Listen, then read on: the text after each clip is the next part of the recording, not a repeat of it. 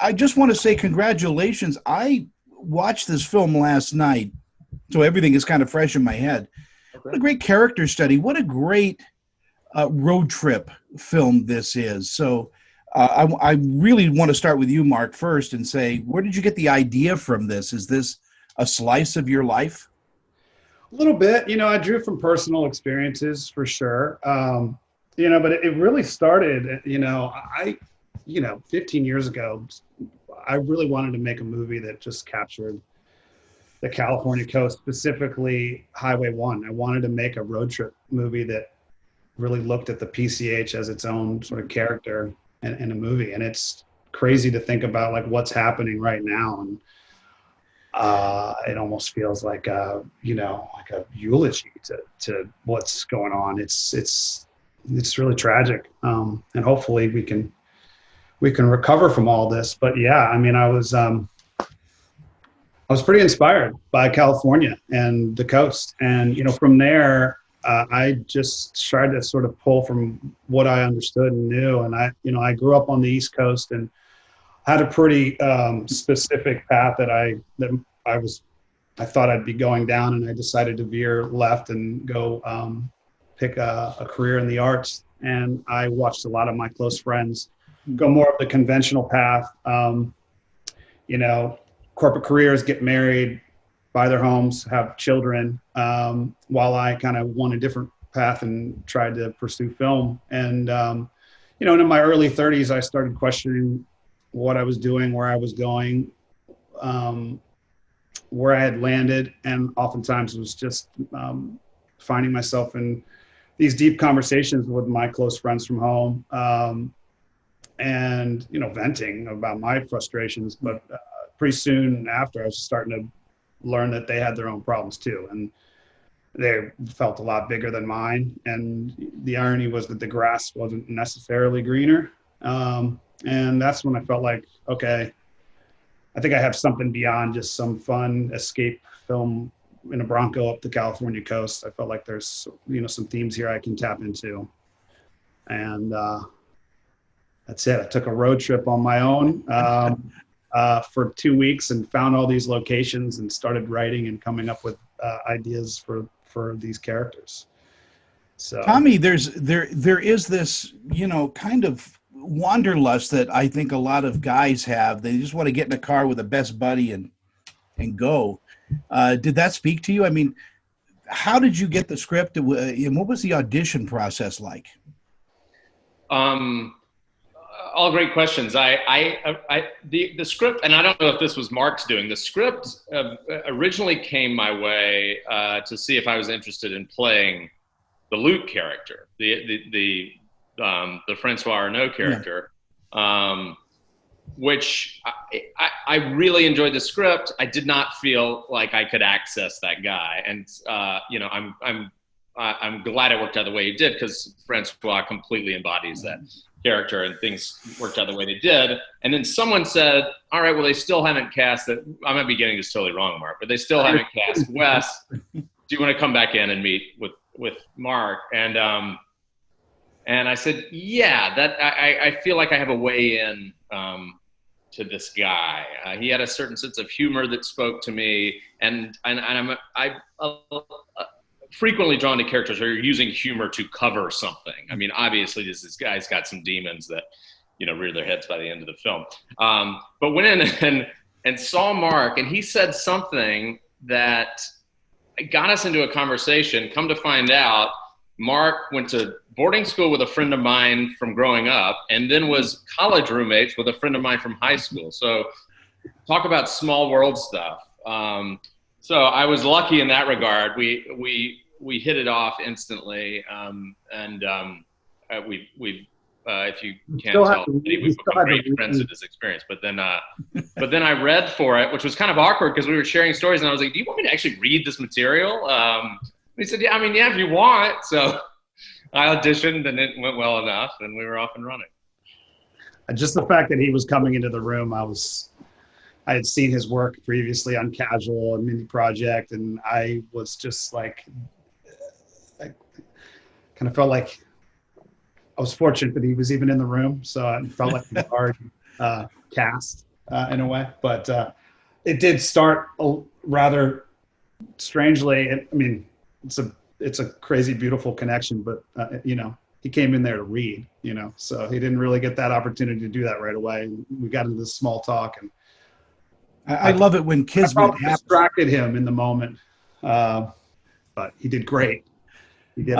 You're right, Tony. It was kismet of the highest order. And we were kind of blessed throughout the process with just sort of good fortune having this movie on a relatively small budget just come together. There's a couple of technical questions I have for you as well, because, you know, you're filming one of the scenes you film on the streets of San Francisco. That is not an easy task to film anywhere in San Francisco, because I happen to know about the San Francisco Film Commissions and all of that. How did you manage that? Well, you know, our producer Jeremy Alter, you know, he has his background coming up was in location management, and he was able to wrangle all these locations, working with our co-producer Scott Trimble, who's also a you know, big location manager out here. Came on, and they all did this. It was like it was a labor of love for them, but they were able to, you know, work out and negotiate these location agreements all the way up the coast. It's a blessing that we had them there to access. And San Francisco was one of those places. A bit of movie magic. Yes, absolutely. Plenty of movie magic. Tommy, filming in a Bronco. First of all, the Bronco is the other star of this movie. But filming in close quarters like that has got to be tough for an actor as well as a cinematographer, because each shot, you know, it can't be the same shot. And I'm always interested in how an actor works like that. First of all, big thanks to the Bronco for covering so many of my mistakes. It was a great co-star in that regard. Couple problems. It's loud. You know, those early 70s Broncos are not the quiet machines of modern automaking. And you're so right. It's a car scene can get pretty boring, but this would be a good time to credit our incredible DP, Devin Whetstone, who is just such a creative shot maker that, you know, we were shooting, as you know, from all angles. One thing that really helps in terms of, for me, for performance, because I've shot a lot on, you know, with sort of green screen car work, and it's really hard to kind of feel the reality of it. This, we shot practically a lot, whereas when I'm literally driving the car while the cameras are rolling. We did some tow trailers, but I've got to think that some of the realness of what you're seeing comes from the fact that I am like struggling with that. Is it a 3-speed, Mark? Yeah. I'm struggling, and it's on the column. It's not a stick shift. So having to do that kind of gets you out of your own way, because you're performing the practical task of driving this huge, loud machine up the coast, and it kind of settles you into the reality of the moment and helps performance, I think. You know, I want to reference a couple of films, you know, because, you know, as a character study too, because that's at the base of this. I mean, you're evolving with every mile that you're traveling. I mean, I do want to reference Sideways, and even, you know, a few years ago, The Green Book, in the way that your characters develop, and we find out, you know, we get to see their warts, so to speak. We find out about them, which is a beautiful reveal. Yeah, I love the peeling away of it. You know, credit to Mark's screenplay for that. It starts, you know, it starts almost like a pure comedy. These guys are giving each other crap, and they're reconnecting, and then that starts to fracture as the trip goes on. And I think the design of the movie works well in that regard, because, like, if you spend that much time with someone in a car, you can't fake it. You can't keep faking it. You know, so you let something slip. Luke picks up on something that Wes is indicating, and you kind of have to get down to the nitty gritty. the closer and closer you get to Portland. So that was the number one reason to do the movie for me. It was really layered, and figuring out just how the math of how much to let on with each page, so that by the end of it, you've cracked this guy open, and hopefully come to a moment of catharsis through this experience with his buddy. Mm-hmm. Mark, your cast is spot on. I mean, everybody in this cast is really good, from Minka, down, and every scene is just beautifully written. It is such an intricate play. It should be a theatrical, I think. Thank you. Yeah, I mean, I need to credit our amazing casting director, Emily Schweber. I mean, another gift to this movie, getting to work with her for 2 or 3 months. We spent a lot of time just, it was a really unique learning experience for me, just to be in the casting room and to audition. And, a lot of work was put in beforehand to find the right supporting actors for this movie, and leads, obviously. And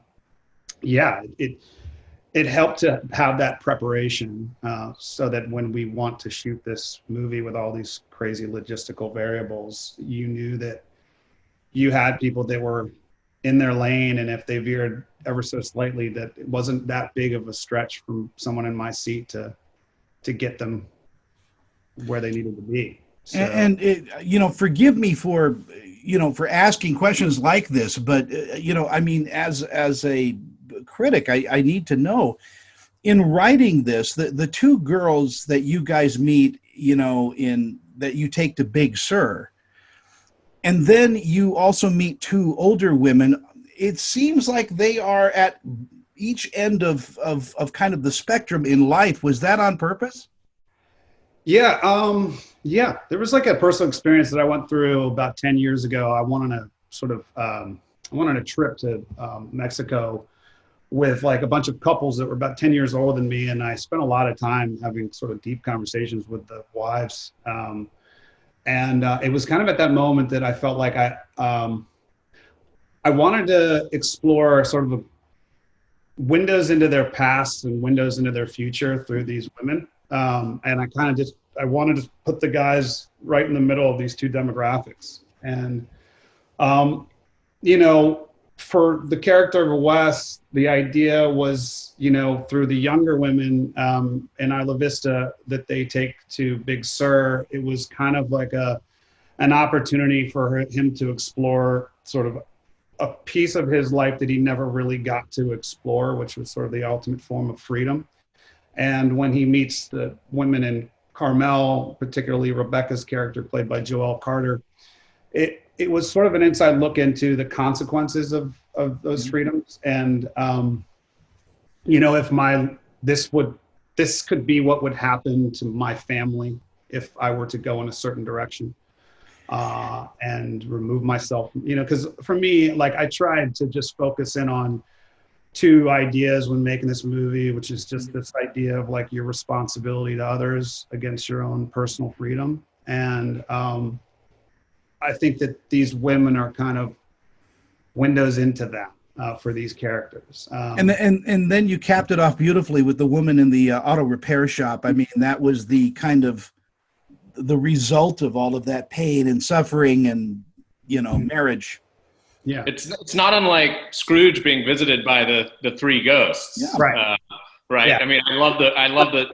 I mean, obviously Mark's movie is very grounded, but it's a great device, like kind of going back in time and then flashing forward and reckoning with all that in terms of how you want to deal with your more immediate future for the Wes character. When at the end of the movie, when Wes goes through the door, at the very end, I really wanted that 5 more minutes to see. It just is a beautiful ending, and it just it's an edge of your seat kind of moment, and I guess I'm going to, in the few seconds I have left, Tommy, I'm just going to ask, I mean, one of the themes of the film is if you meet somebody, do you know immediately that they're the one? That's a great question. I don't, me, Tommy, as a human being, I don't know that I have the answer to that. But I think the more interesting idea to me that Mark presented early on was, what if they are the one when you're 25? But given how life takes its toll, you can be a different person at 35, 40. Yeah. How do you reconcile the idea that you are a different person, and you may be married to a different person than that person that you fell for at 25, and what are your responsibilities therein?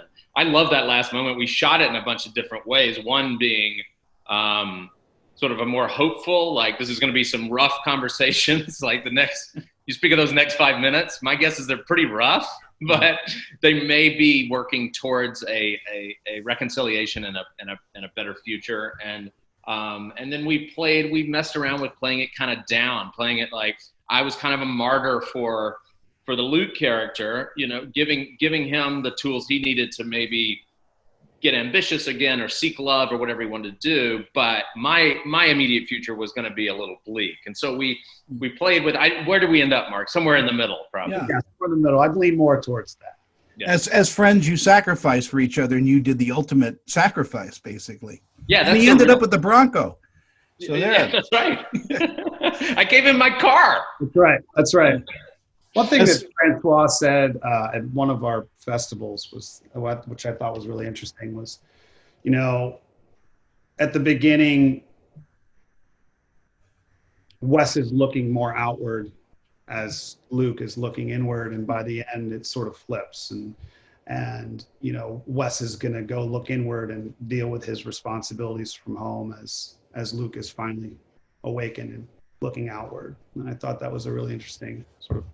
As far as finding the right one, you're Italian, Mark. I'm Italian. We fall in love every 10 minutes, just regularly. So it really doesn't matter that way. Congratulations again on, I think, one of the really, really great character studies. It is a wonderful film, and I think people should experience it. I think you should see the movie right away and then wait a year and see it as your life changes over a year, because it can be a different movie wherever you are in your life. So you did a great job in writing this. Thank you very much. That's cool. Thank you, Tony. Thanks for the Thank you for your time, and again, congratulations. And it's been a pleasure talking with you. You too. Likewise. This celebrity interview is sponsored by. I'm Annette Civarella with Pia Anderson Moss Hoyt, Utah's leading entertainment law firm, serving clients nationwide. We provide solid, attentive representation focusing on minimizing risk, reducing cost, and protecting the reputation and privacy of our clients. Our goal is to provide you with the legal representation you need to make the right decisions and to protect you and your creative works. Call or email me for a free consultation.